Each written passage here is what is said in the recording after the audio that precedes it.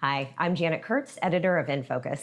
And I'm Madeleine Bradford, the associate editor of Nfocus. And we're here today to bring you our first episode of In Good Company, our weekly recap of events that happened just last week.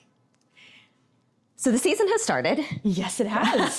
How are you doing? How was your week? I know you've been keeping so busy. Yes, it was amazing, actually.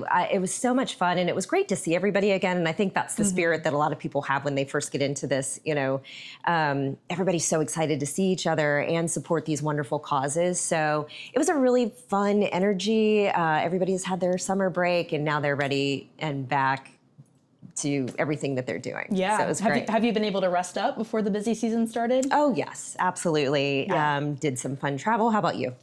Yeah, it was good. Just a lot of quality times with my friends, my boyfriend, my family, resting up. And it is so fun to go back to these events because everyone is so excited to be there. And the energy in the room is really palpable, which is fun to see. Yes, it absolutely is. Now, we also had some summer events. We so did. we want to touch on one you covered Broadway Brunch.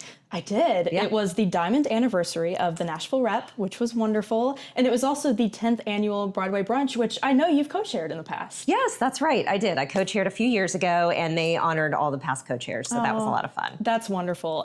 It was such a fun event, and the work that the Nashville Rep does is so crucial to the arts community. They put on these wonderful theatrical productions and make theater more accessible to everybody, which I love. And they involved a lot of the really talented Nashville Rep performers at the brunch, which was so fun. So much fun, They yeah. had all of these wonderful ensemble performances. Everyone was so talented. They opened with Good Morning Baltimore from Hairspray, but they changed the lyrics to Good Morning Nashville Rep, which was really fun. So cute. And they also performed Money, Money, Money from Mamma Mia as the auction was starting to urge people to support the Nashville Rep. Perfect. Which was super Perfect. fun. Yeah. And then they brought in some Broadway talent. Jen Colella performed Me in the Sky Yes. from Come From Away, which she originated that role in the original Broadway production. And her performance was just out of this world. It got a standing ovation.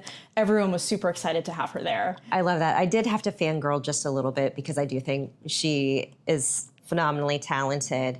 But I also was admiring all the fashion. You know, I love fashion. So too. it was so much fun to see all that. Everybody had on their bright colors, their sequins, their glitter. It was almost like an evening event, but during the daytime, people really pulled out their best looks possible, and it was so fun to see. So much fun. So much fun. And then you kicked off the season just this past week with Nashville's Got Talent. Tell me about that. I did. That was probably one of the most fun creative events I've covered in my career so far. Fun. It is for Brad Paisley and Kimberly Williams' wonderful nonprofit, The Store, which works to fight food insecurity and hunger in Middle Tennessee. Wonderful. Such an important cause. Yeah. And they raised money and awareness for this issue in such a creative way by hosting a talent show featuring performers that don't have a professional career in entertainment. Oh, interesting. So you had people from Pinnacle Bank, HCA Healthcare, and they sang. There were comedians. There was a jazz pianist who was probably my favorite act of the Wow. night. And everyone in the audience was so involved. They were cheering these people on. And Nashville has so much talent, obviously, but not just even in music. So it was really fun to see the community come together and have these people showcase their talents for such an important cause. Oh my gosh. No, that sounds like so much fun. I'm so was. glad that, I think this was their second year. I think so. That's amazing. So Yeah. wonderful. And you had a very busy week. You kicked it off with a Heritage Ball Patrons Party. I did. How was I that? did. Okay, I have to say, anytime I can be outside and the weather is stunning like it was the other night, it was amazing. So you drive this very bucolic drive to Leiper's Fork, to the Leiper's Fork Distillery where the event was. And, you know, Lee Kennedy, who owns it, was there. Debbie and Bo Seegers, who are co-chairing the ball, were there. They were greeting guests, fantastic food, obviously great cocktails with Leiper's Fork Distillery products that were amazing.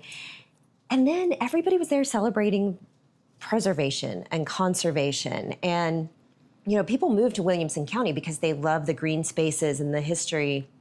And that's what really was on display, was people who just had a love of, really trying to preserve these special spaces. Barry Beasley, who's the president and CEO of the Heritage Foundation of Williamson County, actually highlighted some of the stuff that they've just done just this year in 2025. And that is everything from, repairing a rock wall to the big work that they're doing on the new Franklin Grove, which is a huge preservation effort in Franklin. And, and so much else that they have done just this year. And that's just really representative of how they work every single day to try to help work with developers who are coming into the area to preserve the green spaces and work with them so that everybody can still enjoy these natural spaces that they have. So it was really, really special. There was bluegrass music. It was just a lovely, lovely evening. And then on Saturday, I know you had Chuckers, and we're going to talk about Chuckers next week, Chuckers for Charity next week. But I went to Opera on the Mountain. And I have to tell you, that is just such a great way to experience opera. You're out under the stars at the Vanderbilt Dreyer Observatory.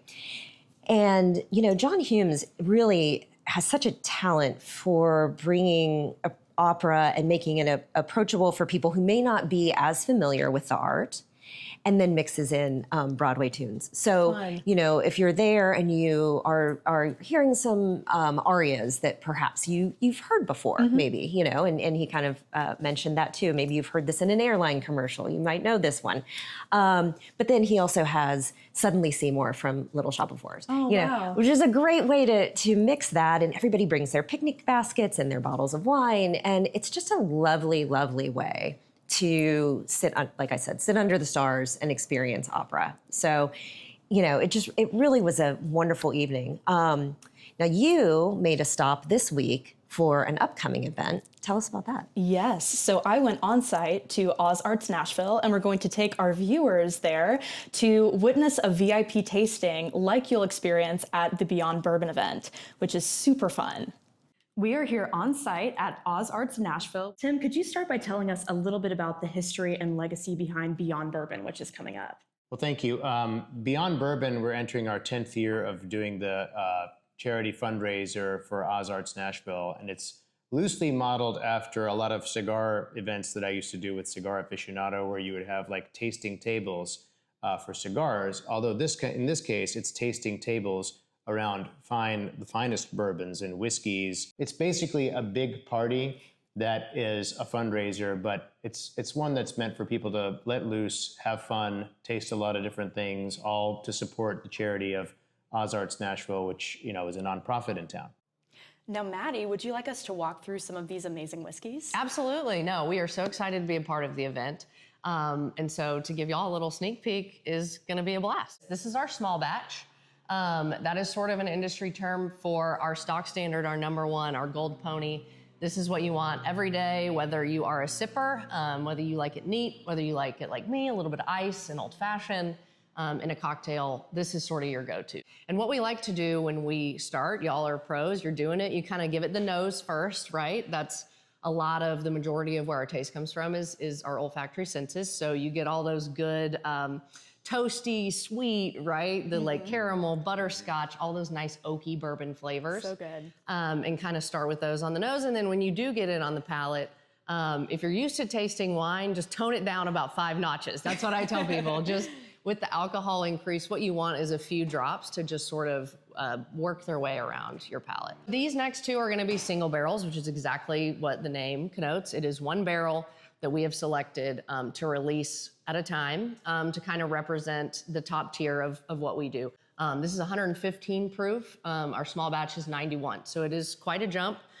You'll feel that obviously in the alcohol content, but also what I think it does, what we like about a single barrel, which most people do enjoy neat or just on a rock, is it just kind of amps up the entire experience, right? You can see the color is darker, those aromas are more intense, they're jumping out at you. You're getting into those like baked apple pies, right? You're going toward butterscotch, like all these big holiday flavors that you want in a collectible bourbon. This one may be acoustic. This is live at the show, right? The song is the same, the blend is the same, right? The quality, it's just amped up. And this one is Dad's pick. You'll see there's stickers on the side of our single barrels. He's actually selected this one It just goes to his palate. He's always been a Tennessee whiskey guy. And then on this one, you'll have my picture as the master blender, and it's just one that I've selected. So that's a really interesting progression too, because they're each one single barrel that represent our highest quality.